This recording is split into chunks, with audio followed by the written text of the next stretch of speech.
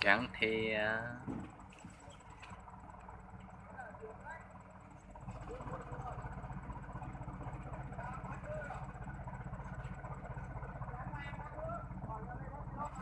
Thử ơi, lấy thêm 5 triệu không này? Mày bây giờ 3 triệu lấy. Thịt mẹ cần tao cần hơn đi. Ủa, tôi ta không vốn khởi của mình.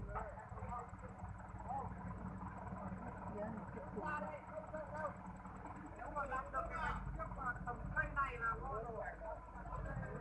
Đấy là đặt vào đấy là ngon rồi. Không lẹt được đâu.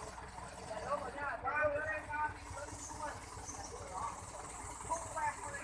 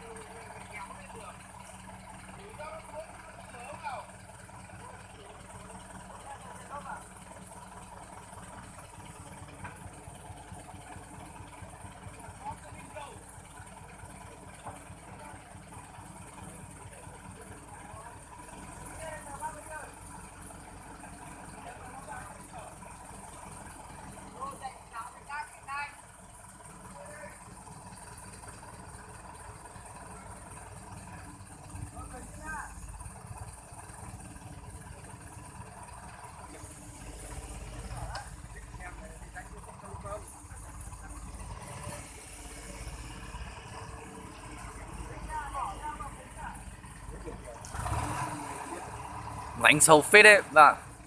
Rãnh này sâu đấy nhỉ. Đánh này sâu mà. Chắc là tối qua đi về buồn ngủ hay sao? À đúng rồi. Chắc là buồn ngủ thôi. Tối qua. Chắc là tối qua sáng nay chả biết cháu đến đây là thế này nữa.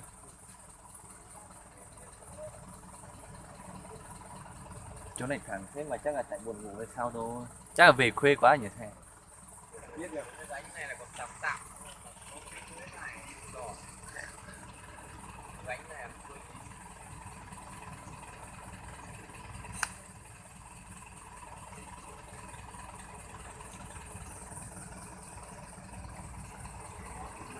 đéo biết làm.